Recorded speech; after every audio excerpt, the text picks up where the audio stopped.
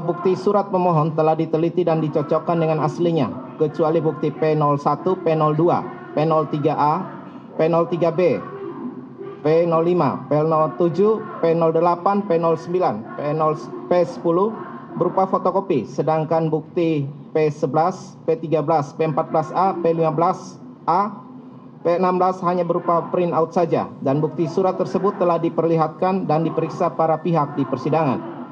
Menimbang untuk membuktikan dalil selangkalannya, para termohon yaitu termohon 1 dan 2 telah mengajukan bukti bersama sebagai berikut, yaitu nomor 1 bukti T1 laporan informasi nomor LI-5-7-res 3.3-2025 Kortas Tipikor tanggal 6 Agustus 2025 sampai dengan nomor urut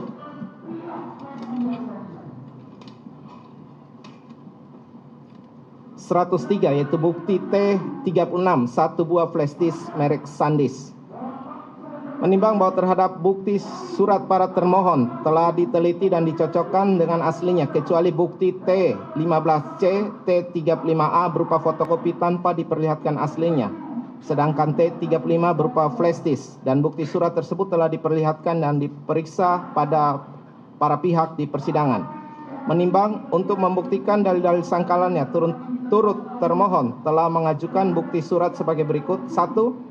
TT1, 1 lembar surat panggilan tersangka nomor SPT 3412-F2-FD-2-07-2026 tanggal 15 Juli 2026, bukti T1 sampai dengan nomor urut 14.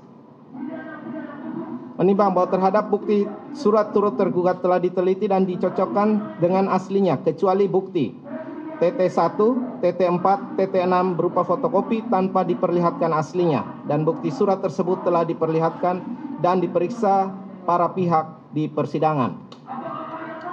Menimbang bahwa di samping bukti surat tersebut, para pemohon juga telah mengajukan 4 orang saksi ahli yang telah didengar pendapatnya di persidangan, yaitu 1 ahli Profesor Dr. Haji Rasi SHMH,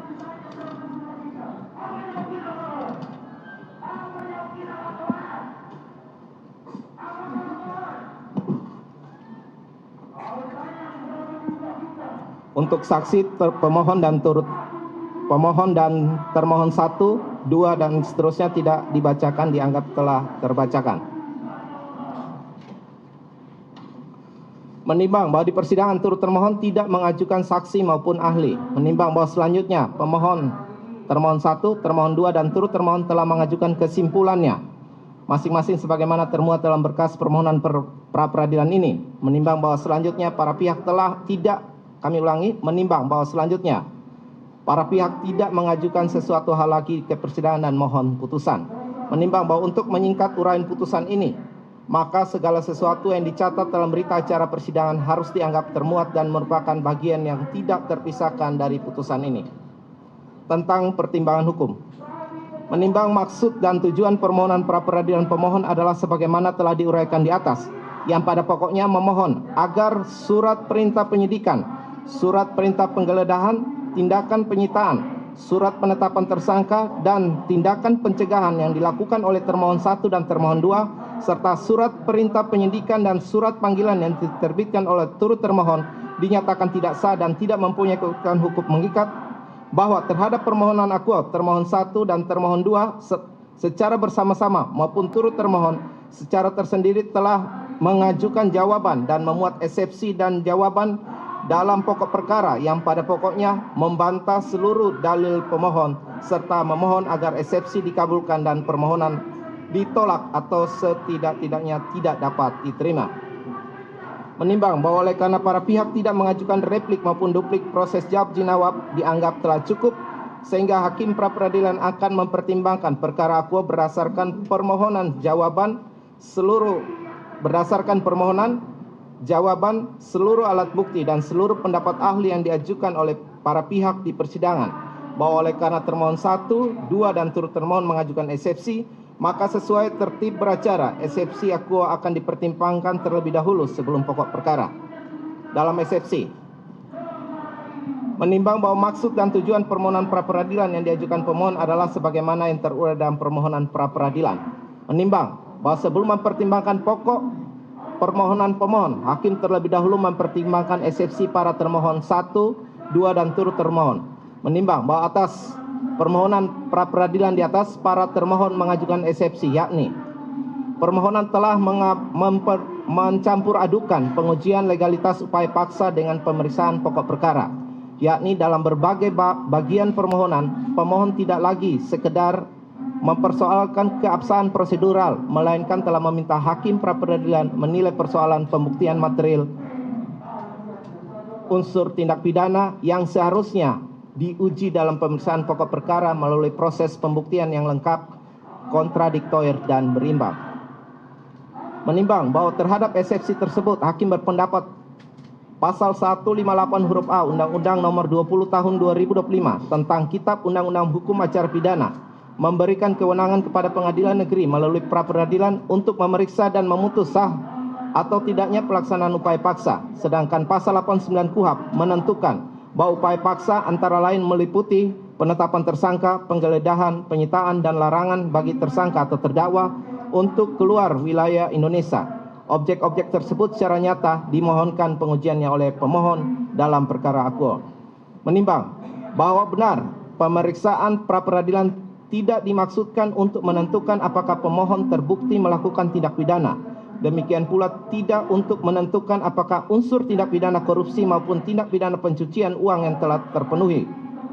Karena hal tersebut merupakan kewenangan majelis hakim yang memeriksa pokok perkara. Akan tetapi, apabila dalam suatu permohonan terdapat uraian yang telah memasuki wilayah pembuktian pokok perkara, keadaan demikian tidak dengan sendirinya menjadikan seluruh permohonan cacat secara formil. Hakim cukup membatasi pemeriksaannya hanya pada hal-hal yang diperlukan untuk menilai legalitas tindakan yang menjadi objek pra-peradilan dan mengesampingkan uraian yang telah memasuki pembuktian mengenai bersalah atau tidak bersalahnya pemohon. Menimbang, oleh karena itu eksepsi para termohon yang mendalilkan pemohon telah mencampur adukan pemeriksaan pra-peradilan dengan pemeriksaan pokok perkara tidak beralasan hukum untuk dijadikan dasar menyatakan permohonan pemohon tidak dapat diterima, sehingga eksepsi tersebut patut untuk ditolak. Menimbang bahwa selanjutnya di dalam jawaban para termohon menyampaikan eksepsi tentang petitum pemohon melampaui hubungan kausal dengan objek pra-peradilan. Eksepsi para termohon mengenai petitum pemohon yang dianggap terlalu luas karena meminta pembatalan sprindik turut termohon, surat panggilan, penghentian seluruh penyidikan, serta tindakan yang telah maupun akan dilakukan kemudian. Hakim berpendapat bahwa luas atau tidaknya suatu petitum merupakan persoalan mengenai dapat atau tidak dapat dikabulkan petitum tersebut dan bukan dengan sendirinya merupakan cacat formil terhadap keseluruhan permohonan. Menimbang bahwa selama masih terdapat objek konkret yang telah terjadi dan secara jelas dimohonkan pengujiannya, antara lain penggeledahan pada tanggal 8 sampai dengan 9 Juli 2026, penyitaan, penetapan tersangka pada tanggal 10 Juli 2026, dan pencegahan pada tanggal 11 Juli 2026, maka hakim tetap berkewajiban memeriksa sah atau tidaknya tindakan-tindakan tersebut. Apabila kemudian terdapat petitum yang menurut hukum berada di luar kewenangan pra-peradilan atau akibat hukum yang diminta pemohon terlalu luas, hal tersebut akan dipertimbangkan dan diputuskan dalam pokok permohonan. Dengan demikian, eksepsi termohon dalam bagian ini juga harus ditolak. Menimbang bahwa turut termohon selanjutnya mengajukan eksepsi bahwa surat perintah penyidikan nomor PRIN 43 garing F garing FD titik 2 garing 07 garing 2026 PRIN 44 garing F garing FD titik 2 garing 07 garing 2026 PRIN 45 garing F garing FD titik 2 garing 07 2026 PRIN 46 F garing FD titik 2 titik garing 07 2026 serta surat panggilan SPT 3412 garing F titik 2 FD titik 2 garing 07 2026 bukan merupakan objek pra-peradilan karena tidak termasuk upaya paksa sebagaimana pasal 89 junto pasal 158 KUHP. Menimbang bahwa hakim berpendapat bahwa surat perintah penyidikan dan surat panggilan tidak disebut sebagai bentuk upaya paksa dalam pasal 89 KUHP. Akan tetapi keberatan tersebut tidak serta-merta mengakibatkan seluruh permohonan pemohon tidak dapat diterima. Sebab permohonan pemohon tidak hanya ditujukan terhadap kedua jenis surat tersebut, melainkan sekaligus mempersoalkan sejumlah upaya paksa yang secara tegas merupakan objek pra-peradilan. Oleh karena itu, persoalan apakah hakim mempunyai kewenangan untuk membatalkan sprindik maupun surat panggilan lebih tepat dipertimbangkan pada saat menilai masing-masing petitum dalam pokok perkara. Menimbang bahwa dengan demikian ditolaknya eksepsi ini tidak berarti hakim telah menyatakan sprindik dan surat panggilan merupakan objek pra-peradilan, melainkan semata-mata berarti dimasukkannya kedua surat tersebut dalam petitum tidak menjadikan keseluruhan permohonan pemohon tidak dapat diperiksa. Mengenai dapat atau tidaknya kedua petitum tersebut dikabulkan akan dipertimbangkan lebih lanjut dalam pokok perkara. Menimbang bahwa turut termohon juga mendalilkan permohonan pemohon tidak jelas atau obskur libel karena mencampur adukan tindakan termohon 1, termohon 2 dan turut termohon, khususnya antara tindakan sebelum penyerahan perkara tanggal 11 Juli 2026 dan tindakan setelah perkara berada dalam penanganan turut termohon, serta mendalilkan bahwa permohonan bersifat prematur karena meminta agar tindakan turut termohon yang dilakukan kemudian dinyatakan tidak sah. Menimbang bahwa setelah mencermati permohonan pemohon secara keseluruhan, hakim menemukan bahwa pemohon telah menguraikan pihak yang menurut pemohon melakukan tindakan, waktu dilakukan tindakan, nomor surat yang dipersoalkan, serta alasan hukum yang digunakan untuk menyatakan tindakan tersebut tidak sah. Dari permohonan tersebut dapat dibedakan antara penggeledahan dan penyitaan dilakukan sebelum penyerahan perkara. Penetapan tersangka dilakukan tanggal 10 Juli 2026, penyerahan penanganan perkara dilakukan 11 Juli 2026, sedangkan sprindik dan surat panggilan turut termohon diterbitkan setelah perkara berada dalam penanganan kejaksaan. Bahkan turut termohon sendiri dapat memberikan jawaban secara rinci terhadap setiap tindakan yang diarahkan kepadanya. Keadaan tersebut menunjukkan tidak terdapat ketidakjelasan sedemikian rupa yang menghalangi pihak lawan untuk memahami dan menjawab permohonan. Menimbang bahwa adapun benar atau tidaknya pendapat pemohon bahwa tindakan turut termohon merupakan tindakan turunan yang mengikuti keabsahan tindakan termohon 1 dan termohon 2 merupakan persoalan hubungan hukum dan akibat hukum, bukan persoalan kejelasan permohonan. Dengan demikian, benar atau tidaknya konstruksi definitive action tersebut baru dapat ditentukan setelah hakim menilai tindakan para termohon atau turut termohon dalam pokok perkara.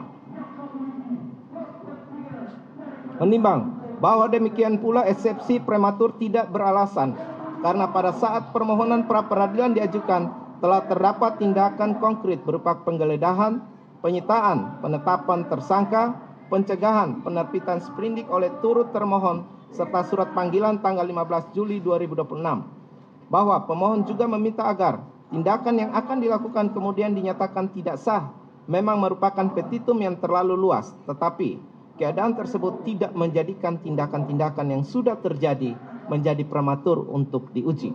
Oleh karena itu persoalan tersebut cukup dipertimbangkan dalam pokok perkara. Menimbang bahwa turut termohon juga tidak dapat dinyatakan sebagai pihak yang mempunyai hubungan dengan perkara akuo. Karena setelah penyerahan penanganan perkara tanggal 11 Juli 2026, turut termohon telah menerbitkan sprindik dan melakukan tindakan penyidikan lanjutan terhadap pemohon.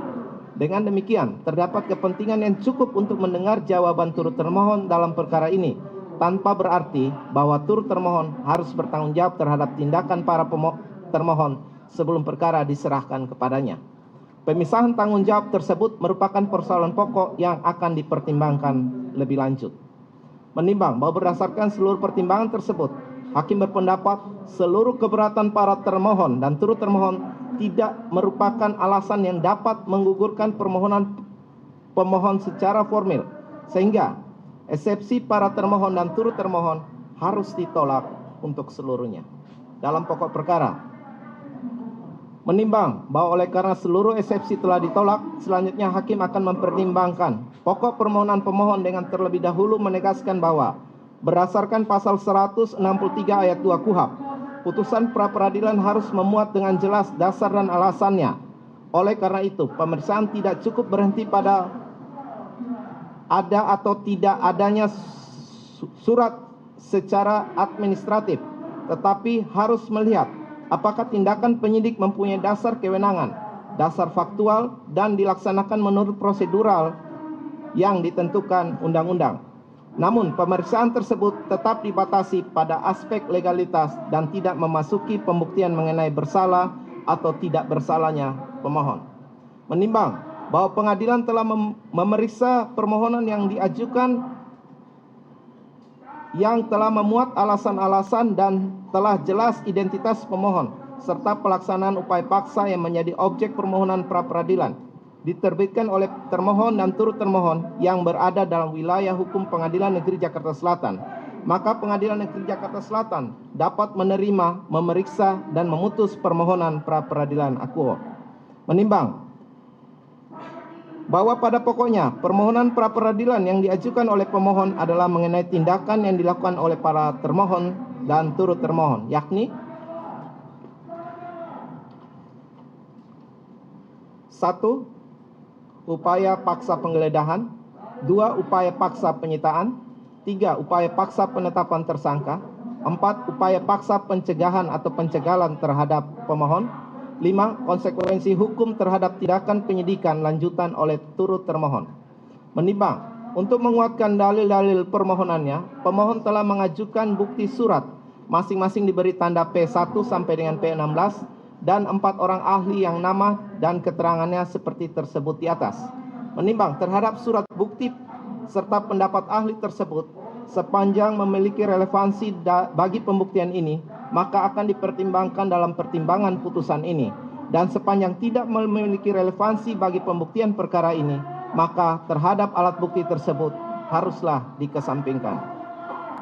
Menimbang bahwa untuk mendukung alasan-alasan penolakan tersebut, termohon 1, termohon 2 telah mengajukan bukti surat berupa fotokopi bermaterai cukup dan telah disesuaikan dengan aslinya yang masing-masing diberi tanda T1 sampai dengan T36 dan 2 orang ahli yang nama dan keterangannya tersebut di atas. Menimbang untuk mendukung alasan-alasan penolakan tersebut, turut termohon telah mengajukan bukti surat yang telah bermaterai cukup, yaitu bukti TT1 sampai dengan TT14.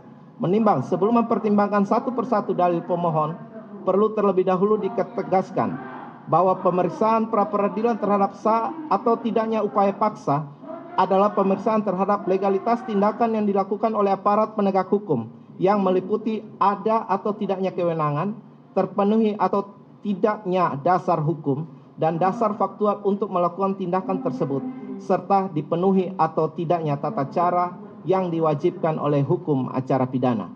Menimbang bahwa pemeriksaan tersebut tidak dimaksudkan untuk menentukan apakah pemohon terbukti melakukan tindak pidana korupsi atau tindak pidana pencucian uang yang dipersangkakan kepadanya. Oleh karena itu, apabila dalam dalil pemohon maupun batahan para termohon, turut termohon terdapat uraian yang telah menyentuh benar atau tidaknya isi keterangan saksi, terbukti atau tidaknya penyerahan uang, asal-usul harta kekayaan, terpenuhinya atau tidaknya unsur pemerasan, gratifikasi maupun tindak pidana pencucian uang, hakim hanya akan mempertimbangkan sepanjang diperlukan untuk mengetahui apakah pada saat upaya paksa dilakukan telah tersedia dasar hukum dan bukti yang dipersyaratkan tanpa memberikan penilaian mengenai bersalah atau tidak bersalahnya pemohon.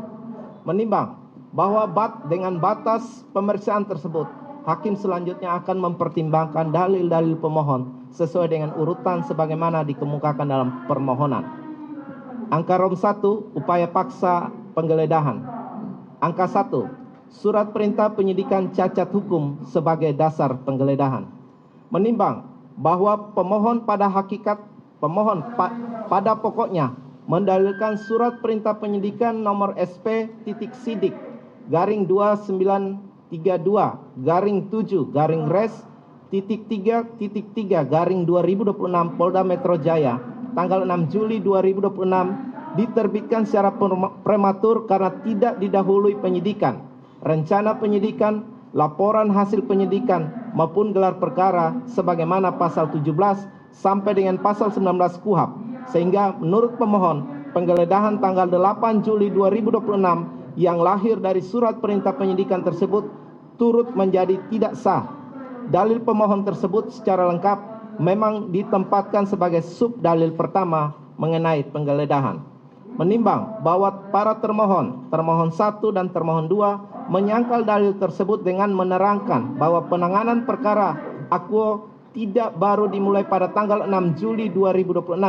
Para termohon menerangkan adanya laporan informasi nomor LI-LI-3-3.3.3 Kortas Tipikor tanggal 6 Agustus 2025 yang ditindaklanjuti dengan kegiatan penyelidikan berupa pengumpulan fakta, keterangan, dokumen, informasi dan bahan keterangan lainnya yang selanjutnya dibahas dalam gelar perkara tanggal 13 Januari 2026 dan menghasilkan kesimpulan bahwa telah terdapat dugaan tindak pidana yang cukup untuk meningkatkan perkara ke tahap penyidikan. Menimbang bahwa dengan demikian terdapat dua persoalan yang perlu dibedakan, yaitu mengenai keberadaan surat perintah penyidikan sebagai dokumen administrasi penyidikan dan mengenai ada atau tidaknya proses faktual yang mendahului diterbitkan surat perintah penyidikan tersebut. Menimbang bahwa surat perintah penyidikan sendiri bukan merupakan upaya paksa sebagaimana bentuk-bentuk upaya paksa yang ditentukan KUHP, sehingga sah atau tidaknya surat perintah penyidikan bukan objek pra peradilan yang berdiri sendiri. Namun oleh karena pemohon menggunakan dugaan cacat surat perintah penyidikan sebagai dasar untuk menyatakan penggeledahan tidak sah, hakim tetap perlu menilai apakah penggeledahan dilakukan dalam suatu proses penyidikan yang mempunyai dasar hukum. Menimbang bahwa bukti surat yang diajukan oleh para termohon di persidangan, yakni bukti T2A sampai dengan T2F, T3 dan T4A sampai dengan T4K, ternyata kewajiban, kami ulangi, ternyata kewajiban penyelidikan sebagaimana diisyaratkan oleh pasal 17, pasal 18, pasal 19 Undang-Undang Nomor 20 Tahun 2025 tentang KUHP telah dipenuhi oleh para termohon, sehingga tindakan penyelidikan yang dilakukan oleh para termohon berdasarkan hukum dan tidak mengabaikan tahapan prosedur formal yang diatur dalam KUHP. Menimbang bahwa berdasarkan rangkaian sebagaimana diterangkan para termohon, hakim tidak menemukan keadaan bahwa perkara akuo tiba-tiba lahir pada tanggal 6 Juli 2026 tanpa proses pendahuluan. Sebaliknya, telah terdapat rangkaian penyelidikan dan gelar perkara jauh sebelum tindakan penggeledahan dilakukan. Menimbang oleh karena itu jarak waktu 2 hari antara surat perintah penyidikan tanggal 6 Juli 2026 dengan penggeledahan tanggal 8 Juli 2026 tidak dapat digunakan secara berdiri sendiri untuk membuktikan bahwa proses penyidikan dilakukan secara prematur. KUHP tidak menentukan suatu jangka waktu minimum yang harus dilewati sejak surat perintah penyidikan diterbitkan sampai penyidik dapat melakukan penggeledahan. Yang menentukan adalah apakah tindakan penggeledahan dilakukan dalam rangka penyidikan yang telah melampaui dasar faktual dan hukum. Menimbang bahwa demikian pula tidak tepat apabila pemohon mendasarkan kesimpulan bahwa tidak pernah ada penyelidikan semata-mata karena pemohon sendiri belum pernah dipanggil sebagai saksi ataupun calon tersangka. Penyelidikan menurut pasal 1 ayat 8 Undang-Undang Nomor 20 Tahun 2025 tentang KUHP adalah serangkaian tindakan penyelidik untuk mencari dan menemukan peristiwa yang diduga sebagai tindak pidana guna menentukan dapat tidaknya dilakukan penyidikan menurut cara yang diatur undang-undang ini. Penyelidikan di dalam Undang-Undang Nomor 20 Tahun 2025 tentang KUHP tidak mensyaratkan bahwa orang yang kemudian menjadi tersangka harus terlebih dahulu diperiksa syarat-syarat adanya penyelidikan. Kami ulangi, terlebih dahulu diperiksa sebagai syarat adanya penyelidikan. Menimbang bahwa berdasarkan pertimbangan tersebut, dalil pemohon bahwa surat perintah penyidikan diterbitkan tanpa proses penyelidikan sehingga seluruh penggeledahan secara otomatis menjadi tidak sah, tidak beralasan hukum, harus ditolak. Menimbang bahwa oleh karena cacat awal yang didalilkan pemohon tidak terbukti, penerapan doktrin fruit of the poisonous tree maupun asas quod ab intio non valet intratio temporis non consalvacit atas dasar dalil pertama tersebut tidak mempunyai landasan untuk diterapkan. 2. Penggeledahan dilakukan tanpa izin Ketua Pengadilan Negeri. Menimbang bahwa permohonan selanjutnya mendalilkan tindakan penggeledahan yang senyatanya dilaksanakan berdasarkan surat perintah penggeledahan nomor SP-DA-3006-7-res-3-3-2026 Polda Metro Jaya, sedangkan penetapan Pengadilan Negeri Cibinong nomor 26/Pit-B-2026-PN-CBI diterbitkan dengan merujuk kepada surat perintah penggeledahan nomor SP-DA-2019-7-Res-3-3-2026 Polda Metro Jaya, sehingga menurut pemohon surat perintah yang dilaksanakan tidak pernah memperoleh izin Ketua Pengadilan Negeri Cibinong. Menimbang bahwa para termohon pada pokoknya membantah dengan menyatakan sebelum penggeledahan dilakukan telah diperoleh izin pengadilan dan secara khusus menerangkan bahwa rumah saudara Tatang yang beralamat di Jalan Parahyangan Golf nomor 2 RT 03 RW 8 Cijayanti, Kecamatan Babakan Madang, Kabupaten Bogor telah memperoleh penetapan Pengadilan Negeri Cibinong nomor 26/Pit-B-2026 PN-CBI tanggal 6 Juli 2026. Menimbang bahwa pasal 113 KUHP pada hakikatnya menempatkan izin Ketua Pengadilan Negeri sebagai bentuk judicial authorization sebelum penyidik memasuki rumah atau bangunan seseorang. Karena itu izin tersebut bukan formalitas administratif, melainkan instrumen pengawasan pengadilan agar penyidik tidak dengan kekuasaannya sendiri menentukan tempat yang dimasuki. Ya, pemirsa, baru saja kita sama-sama mendengar